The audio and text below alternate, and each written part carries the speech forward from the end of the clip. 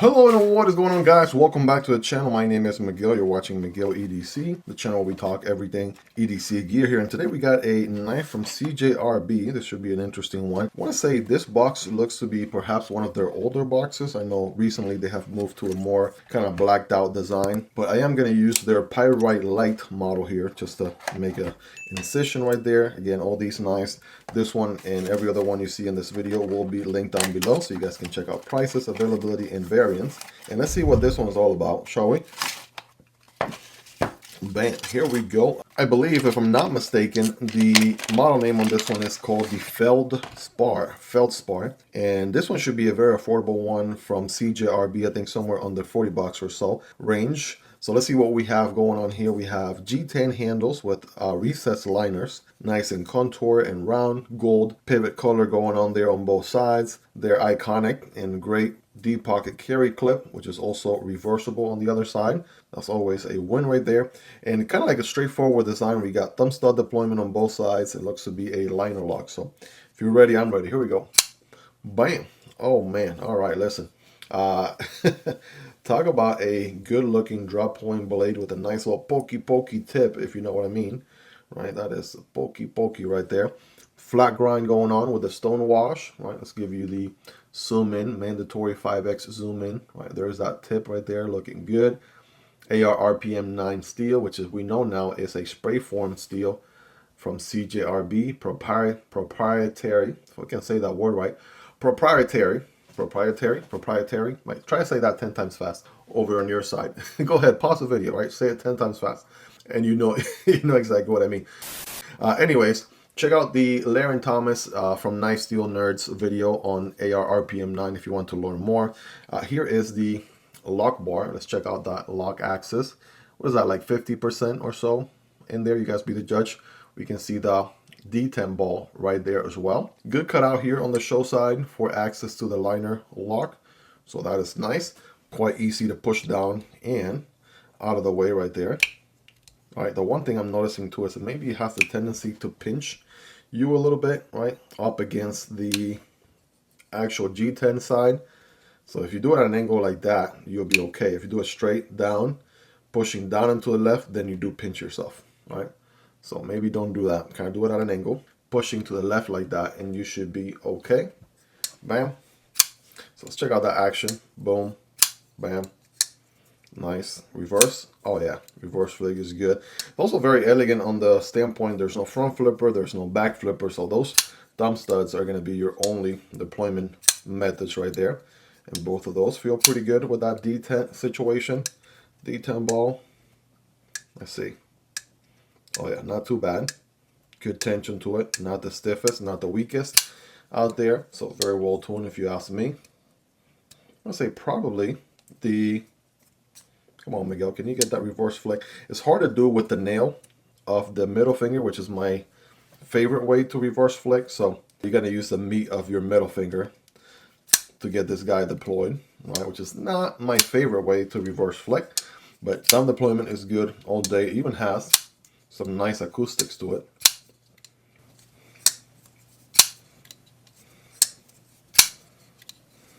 All right, very nice, easy to manipulate. And checking out those ergos, man, I'll tell you right now, you could already tell based on the handle profile, right? That feels really nice. Pocket clip, of course, from CJRB is money. Yeah, as a result, it's going to be a very, very nice and comfortable knife right there, no doubt about it. You know, forward choke on this bad boy as well, right? Get some work done that way with that finger choil. No jimping on the blade there. Maybe that was intentional, perhaps. Right? Don't really mind it at all. Right? Would have been nice if it was there, but it's not. So good. I don't see a designer on here, so this leads me to believe this one, the Feldspar, is probably an in-house design from CJRB. All right. Really loving the ball bearing drop shot action here. It's a little bit of a shake shutter, but man, it feels so good. Right, good alignment also on there, if you ask me. And we do have some milling going on inside as well. You can see those big circles right there. Those are cutouts for weight reduction. A little bit going on as well. Maybe less on the liner side, but mostly on the non-liner side. We got some big cutouts right there. Standoff sandwich construction, 2 standoffs back here. That's pretty much the recipe right there. So yeah, definitely will make for a great, very affordable, right, EDC budget knife, no doubt about it. So check out that design and tell me if that is not a good looking knife. Because to me, man, especially with the finger choil and everything, that is a recipe for a sexy looking knife, right? No doubt about it. I'm gonna put my scientific cap on because we're about to get scientific here with this cutting test. 5x zoom. Again, AR RPM 9 steel. All right, some swirls are just flying right off. Is he gonna cut this paper? I mean, come on, right? These things actually come really sharp out of the box. You actually have quite a long cutting path right there. So that's definitely something for sure. Check that out. Bam, boom, bam. Even comes with sound effects, by the way. So if yours doesn't come with those sound effects, get a refund, right? Anyways, here we go. Single wall piece of cardboard. Remember when cutting cardboard, don't cut perpendicular, but at an angle. And this flat grind right here. Oh yeah, he's gonna put in work all day, guys. Check that out. Very nice. All right, cool stuff right there. One final one. Oh yeah, all day, every day. You guys rate this thing in the comments and scale from 1 through 10. How sharp is that factory edge, right? 10 being the sharpest, right? Guys, let me know. This thought just came to mind, right? I'm looking at this knife here sitting under $40. And I'm thinking of one of my first knives. My second knife was a Civivi Elementum. And not only is it a smaller knife, it was like a $50, $55 or so. This one here is quite a lot less than that, and you are getting a larger knife. Arguably, you know, a slightly better action than the Civivi Elementum being a flipper only or whatnot. I mean, I would definitely, if I was restarting my EDC journey, I mean, there's so many knives right now to start as an EDC enthusiast and knife enthusiast than there were even just a few years ago, not to mention 10, 15, 20 years ago. So, man, what a great time. What a great time we are in right now to be in this hobby. There's absolutely no doubt about it. So many companies innovating, so many other companies offering great bang for the buck. So I absolutely can't complain. So here is a quick size comparison. That is the MSI from Microtech. This is the Stitch from Microtech. These are going to be slightly bigger knives. Of course, the very iconic, also USA made PM2 and Para 3. Take a look at that. Feldspar is actually very comparable to the PM2. It's a little bit obviously larger than the Para 3, as you can see. Here's the Demko AD 20.5 and the Kunwu Chad, right? The Chad is maybe a little bit larger, right? But very comparable. The AD 20.5 is also definitely shorter, as you can see. Here's the Kizer Militaw, and here is the Tenable Shard. And honestly, I can't even believe this. It's actually a little bit larger than the Militaw, right? That drop point blade definitely has some reach, right? Even with the finger choil situation and everything, I want to say tip to tip there, you get maybe a hair more edge on the Militaw, but I mean, that is really comparable in overall size.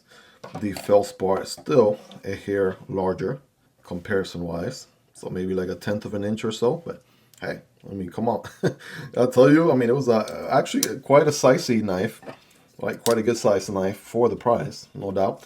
Here's of course a CJRB Pyrite light, absolute bang for the buck right there, and the Fintiso Parrot. All these are highly recommended. Link down below if you guys want to check out those prices, availability, and variants. Also helps out the channel when you use those links, but that is completely up to you and at zero extra cost. Really helps support what I do here. Also have content on all these knives if you want to learn more. You can find those videos here in the channel.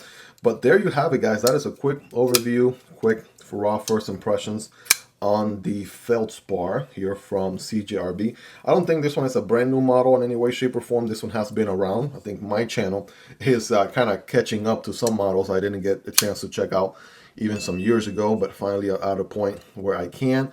Guess what? This one is available also in the TikTok shop. So I'll also leave a link. That's actually how I requested this sample here to share with you guys. It is available. CJRB is on the TikTok shop, one of the first companies to, recommendable knife companies that we talk about all the time to be available in the TikTok shop as well.